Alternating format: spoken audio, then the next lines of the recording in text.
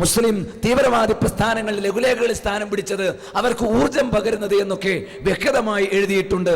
അതുകൊണ്ട് അള്ളാഹുവിന്റെ ഭൂമിയിൽ അള്ളാഹുവിന്റെ ഭരണം ഉണ്ടാക്കണം, അത് ഏത് വിധേനയും സ്ഥാപിക്കലാണ് ഒരു മുസൽമാന്റെ ഒന്നാമത്തെ ഡ്യൂട്ടി.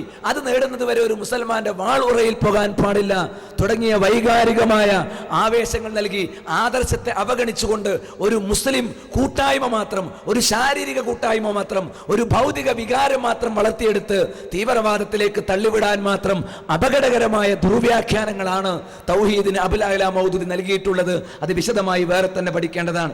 മറ്റൊരു ചോദ്യം, ജമ്മും ഖസ്റും അതെന്താണ്? അതിപ്പോൾ നമ്മൾ പ്രയോഗത്തിൽ മനസ്സിലാക്കാൻ, യാത്രക്കാർക്ക് ഇസ്ലാം അനുവദിച്ചിട്ടുള്ള ഒരു സംഗതിയാണ് ജമ്മും ഖസ്റും എന്നുള്ളത്.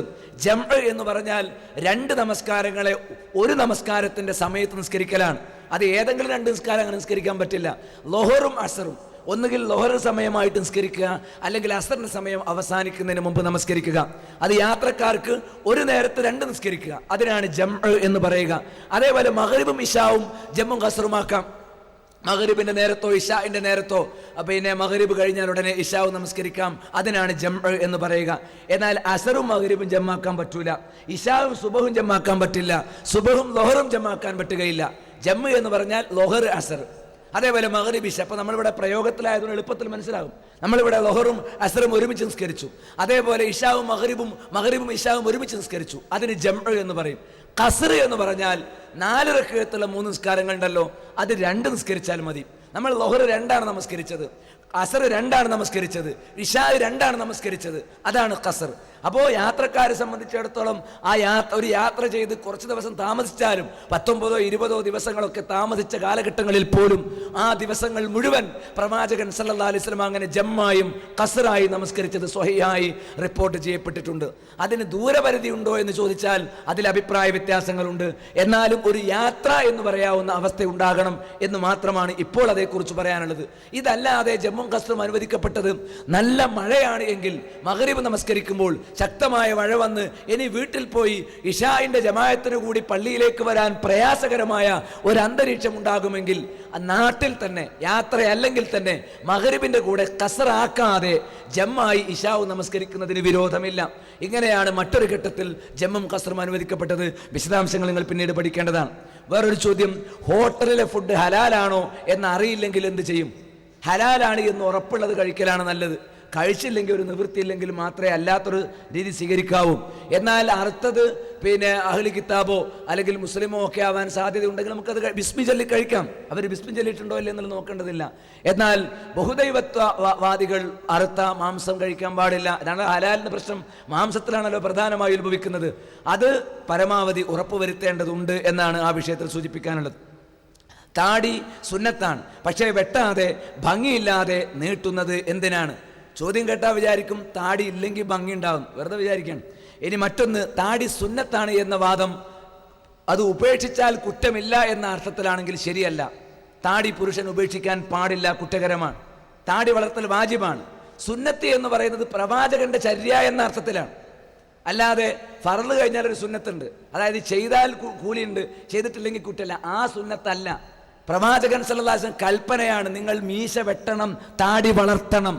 അത് ആ നിലക്ക് കൽപ്പന വന്നതുകൊണ്ട് പ്രവാചകന്റെ ആ കൽപ്പനയെ അവഗണിക്കുന്നത് നമുക്ക് ഭൂഷണമല്ല, നിർബന്ധിതാർത്ഥത്തിലുള്ള കൽപ്പനയാണ് എന്ന് അതിന് വിശദീകരണം വന്നിട്ടുണ്ട്. ഇനി വെട്ടാതെ ഭംഗിയാവാതെ എന്നൊക്കെയുള്ളത് അതിങ്ങനെ എങ്ങനെയെങ്കിലും ഇതൊന്ന് ഒഴിവാക്കാൻ വേണ്ടി ഇബ്ലീസ് വരുന്നൊരു ന്യായമാണ്. മനസ്സിലായില്ലേ? ഏതായാലും താടി വെട്ടുന്നതിന് വിലക്കില്ല, അത് ഭംഗിയാക്കി ഒതുക്കുന്നതിനും വിലക്കില്ല. താടി വളർത്തുന്നവരോട് അത് ചീകാനും ഒതുക്കാനും മിനുക്കാനും ഒക്കെ തന്നെയാണ് പ്രവാചകൻ സല്ലല്ലാഹു അലൈഹി വസല്ലം പറഞ്ഞിട്ടുള്ളതും പ്രവാചകൻ അനുശീലിച്ചിട്ടുള്ളതും. ഏതായാലും താടി വളർത്താൻ കൽപ്പനയുണ്ടോ എന്നുള്ളത് നോക്കിയാൽ മതി. ഭൗതികമായ യുക്തി വെച്ച് അതിനെ എന്നല്ല ഒരു വിഷയത്തെയും അളക്കാനുള്ള ഒരു ശ്രമം നമ്മളിൽ നിന്ന് ഉണ്ടാകരുത് എന്ന് പ്രത്യേകമായി ഓർമ്മിപ്പിക്കുന്നു. ഇനി മറ്റൊന്ന്, നിസ്കരിക്കുമ്പോൾ മുന്നിൽ മറ വേണമെന്നത് ശരിയാണോ? ഇമാമിന് മാത്രം മറ മതിയോ? നിസ്കരിക്കുമ്പോൾ മറ വേണം എന്നത് ശരിയാണ്. പള്ളിയിൽ നിസ്കരിക്കുമ്പോൾ നടുവിൽ നിസ്കരിക്കരുത്. വീട്ടിലാണെങ്കിൽ ശരി, ചുമരിൻ്റെ അടുത്തേക്ക് നിൽക്കണം. അല്ലെങ്കിൽ എന്തെങ്കിലും ഒരു വസ്തു, നാട്ടി വെക്കാവുന്ന ഒരു വസ്തു, ഒരു കസേരയോ ഒരു വടിയോ മുന്നിൽ വെച്ചുകൊണ്ട് നിസ്കരിക്കാൻ പാടുള്ളൂ. എന്നാൽ ജമാഅത്തായി നമസ്കരിക്കുമ്പോൾ ഇമാമിന് മാത്രം മറ മതിയാകും. ജമാഅത്തായി നമസ്കരിക്കുമ്പോൾ ഇമാമിന് മാത്രം മറ മതിയാകും. ഒറ്റയ്ക്ക് നിസ്കരിക്കുന്നത് സുന്നത്താണെങ്കിലും അത് വീട്ടിൽ വെച്ചുള്ള നമസ്കാരമാണെങ്കിലും ആണാണെങ്കിലും പെണ്ണാണെങ്കിലും മറ സ്വീകരിക്കണം എന്നത് പ്രത്യേകം ഓർമ്മിപ്പിക്കുന്നു. അമുസ്ലിം സ്ത്രീകളുടെ മുന്നിൽ ഹിജാബ് സ്വീകരിക്കണമോ? സ്വീകരിക്കണം. ഹിജാബ് ഇളവ് അനുവദിക്കപ്പെട്ടവരുടെ കൂട്ടത്തിൽ ആളുകളെ എണ്ണി പറഞ്ഞിട്ടുണ്ട്. അതിൽ മുസ്ലിം സ്ത്രീകളെ പ്രത്യേകം വിശുദ്ധ ഖുർആൻ സൂറത്തു നൂറിൽ എണ്ണി പറഞ്ഞതുകൊണ്ട് അമുസ്ലിം സ്ത്രീകളുടെ മുന്നിൽ നിങ്ങളുടെ ഇസ്ലാമിക വസ്ത്രധാരണം സ്വീകരിക്കേണ്ടതാണ്. അത് ഹോസ്റ്റലിലൊക്കെ താമസിക്കുമ്പോഴാണെങ്കിലും ശ്രദ്ധിക്കേണ്ട കാര്യമാണ്. മറ്റൊന്ന്, പുകവലി ഇസ്ലാമിക വിധി എന്ത്? പുകവലിയെക്കുറിച്ച് പ്രഗത്ഭരായ പണ്ഡിതന്മാർ വിവിധ ആയത്തുകൾ എടുത്തുകൊണ്ട് വലാ തുൽഖൂ ബിഐദീകും ഇല തഹ്ലുക, നാശത്തിലേക്ക് നിങ്ങളുടെ കരങ്ങൾ നിങ്ങൾ സ്വയം എടുത്തെറിയരുത് തുടങ്ങിയിട്ടുള്ള ആയത്തുകളും അതിൻ്റെ ധൂർത്തും അതിൻ്റെ ദൂഷ്യങ്ങളും ഒക്കെ എടുത്ത് ചൂണ്ടിക്കാട്ടിക്കൊണ്ട് പുകവലി ഹറാം ആണ് എന്ന ഇജ്മാ ആണ് ഇന്ന് പണ്ഡിത ലോകത്ത് നിലവിലുള്ളത്. എല്ലാ പണ്ഡിതന്മാരും ഒരുമിച്ച് പുകവലി ഹറാമാണ് എന്ന് പറഞ്ഞിട്ടുണ്ട്. അതുകൊണ്ട് പുകവലിക്കുന്ന ആളുകൾ കുറ്റവാളികളാണ്, റബ്ബിനോട് മറുപടി പറയേണ്ടി വരും. മറ്റൊരു ചോദ്യം, ഇതര മതസ്ഥരുമായുള്ള വിവാഹം തെറ്റാണോ? അത് സാധാരണഗതിയിൽ ഇതര മതസ്ഥരുമായുള്ള വിവാഹം തെറ്റാണ്. എന്നാൽ അഹ്ലി കിതാബിൽപ്പെട്ട പെൺകുട്ടികളെ മുസ്ലിങ്ങളായ പുരുഷന്മാർക്ക് വിവാഹം കഴിക്കാൻ അനുവാദമുണ്ട് എന്ന് മാത്രമാണ് അതിലൊരു അപവാദമുള്ളത്. സാധാരണഗതിയിൽ വിവാഹ സമയത്ത് ആദർശപ്പൊരുത്തം കാത്തു സൂക്ഷിക്കാൻ നിങ്ങൾ ശ്രമിക്കേണ്ടതാണ് എന്ന് മാത്രം പറയുന്നു. അമുസ്ലിങ്ങളോട് സുഹൃത്ത് ബന്ധം ഹറാമാണോ? സൗഹൃദം ഒരിക്കലും ഹറാമല്ല. പക്ഷേ നമ്മുടെ ആത്മബന്ധം പടച്ചവനെ പേടിയുള്ളവരോടും ഹറാമുകൾ ഉപേക്ഷിക്കുന്നവരോടും ഒക്കെ ആകുന്നത് നല്ലതാണ്. നേരത്തെ ഇവിടെ ചോദിച്ചല്ലോ, ക്ലാസ്സുകളിലും ക്യാമ്പുകളിലും ഒക്കെ ഞങ്ങൾക്ക് നന്നാകണം തോന്നുന്നുണ്ട്. ക്യാമ്പസിലേക്ക് പോകുമ്പോൾ ഞങ്ങൾ വീണ്ടും പഴയതുപോലെ തന്നെ ആയിപ്പോകുമോ എന്ന ഭയവുമുണ്ട്. അതിനുള്ള പരിഹാരങ്ങളിലൊന്ന് ഏറ്റവും ആത്മബന്ധം, തൗഹീദുള്ള, റബ്ബിനെ പേടിയുള്ള, പരലോകത്തെ പേടിയുള്ള, നന്മ സ്വീകരിക്കുന്ന ആളുകളുമായി ആത്മസൗഹൃദം സ്വീകരിക്കുക. എന്നാൽ അമുസ്ലിങ്ങളുമായി സഹകരിക്കാമോ സൗഹൃദമാകാമോ ഒരു സംശയവുമില്ല. പ്രവാചകൻ സല്ലല്ലാഹു അലൈഹി വസല്ലം യുദ്ധത്തിന് പോകുമ്പോൾ പോലും പ്രവാചകനോട് ഇണക്കമുള്ള പലരും പ്രവാചകനെ സഹായിക്കാനായി യുദ്ധക്കളത്തിൽ പങ്കെടുത്തിട്ടുണ്ട്. നല്ല എഴുത്തുകാരായ മുസ്ലിങ്ങളല്ലാത്ത പ്രവാചകനോട് സഹകരിക്കാൻ തയ്യാറുള്ള ആളുകളെ പ്രവാചകൻ ഉപയോഗപ്പെടുത്തിയിട്ടുണ്ട്. തൻ്റെ വീട്ടിലൊരു ഭക്ഷണത്തിൻ്റെ ആവശ്യം വന്നാൽ ജൂതന്റെ വീട്ടിൽ നിന്ന് പോലും പ്രവാചകൻ കടം വാങ്ങിയിട്ടുണ്ട്. മരിക്കുന്ന കാലത്ത് പോലും നമുക്കറിയാമല്ലോ, പ്രവാചകന് ധാന്യം ആവശ്യമായി വന്നപ്പോൾ പണയം വെച്ച് കടം വാങ്ങിയത് അയൽപക്കത്തുള്ള ഒരു ജൂതനോടായിരുന്നു. അപ്പോൾ മാനുഷിക ബന്ധം, ഭൗതിക ബന്ധം അത് അമുസ്ലിങ്ങളുമായി ആകാം. ഇസ്ലാമിനെ തകർക്കണമെന്ന് ഉദ്ദേശിക്കാത്ത, നമ്മെ നശിപ്പിക്കണമെന്ന് ചിന്തിക്കാത്ത ആളുകളോട് നന്മയിൽ വർത്തിക്കാനും അവരോട് സഹകരിക്കാനും ഇസ്ലാമിൻ്റെ കൽപ്പനയുണ്ട് എന്ന് നേരത്തെയും സൂചിപ്പിച്ചു. സൗഹൃദം നമുക്കുണ്ട്. പക്ഷേ ആ സൗഹൃദം ആത്മാർത്ഥമാണ് എങ്കിൽ അവർ നരകത്തിലേക്കുള്ള ഒരു വിശ്വാസം സ്വീകരിച്ചിട്ട് നിങ്ങളിൽ നിന്ന് അവരത് കേൾക്കാതെ പോകരുത്. അവരോട് നിങ്ങൾക്ക് ശരിക്കും സ്നേഹമുണ്ടെങ്കിൽ അവർ നരകത്തിൽ പോകരുത് എന്ന ഒരു ചിന്ത നിങ്ങൾക്കുണ്ടായിരിക്കണം എന്ന് ഞാൻ പ്രത്യേകമായി ഓർമ്മിപ്പിക്കുകയാണ്. നമ്മുടെ കൂടെ പഠിക്കുന്ന, നമ്മോട് സൗഹൃദം വെച്ച് പുലർത്തുന്ന ഒരു അമുസ്ലിമായ ഒരു വ്യക്തി ഇസ്ലാമിൻ്റെ യാഥാർത്ഥ്യവും തൗഹീദും തിരിച്ചറിയാതെ പോകരുത്. കാരണം നമ്മൾ കൂടി മറുപടി പറയേണ്ടി വരും.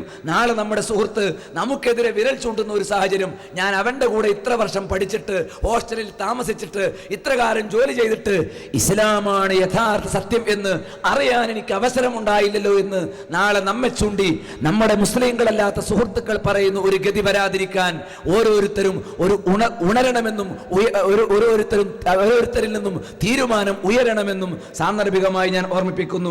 ഇനി ഒരു ചോദ്യം കൂടി മാത്രമേ ഇവിടെ എഴുതി കിട്ടിയതിൽ അവശേഷിക്കുന്നുള്ളൂ. അതുകൂടി പറഞ്ഞ് അവസാനിപ്പിക്കുകയാണ്. റസൂൽ സല്ലല്ലാഹു അലൈഹി വസല്ലമിൻ്റെതാണ് എന്ന് ഉറപ്പുള്ള തിരുകേശം മുക്കിയ വെള്ളം ബർക്കത്തിന് വേണ്ടി ഉപയോഗിക്കാൻ പറ്റുമോ?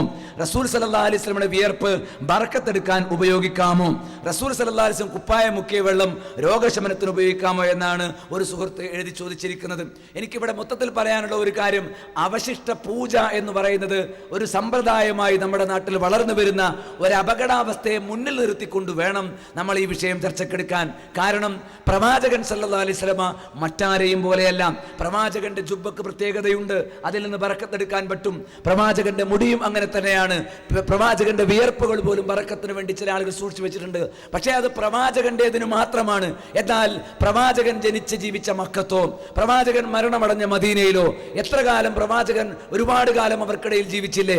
ഒരു രോമം പോലും, പ്രവാചകന്റെ ഒരു മുടി പോലും അത് ബറക്കത്തുള്ളതാണ് എന്നറിയാവുന്ന സ്വഹാബികൾ സൂക്ഷിച്ചു വെക്കുകയോ ഇന്ന് വരെയും അത് സൂക്ഷിച്ചു വെക്കുകയോ അതിനുവേണ്ടി ആളുകൾ അങ്ങോട്ട് കടന്നു വരികയോ അത് മറ്റുള്ളവർക്ക് വിതരണം ചെയ്യുകയോ ചെയ്യുന്ന ഒരു സമ്പ്രദായം നമുക്ക് കാണാൻ കഴിയില്ല.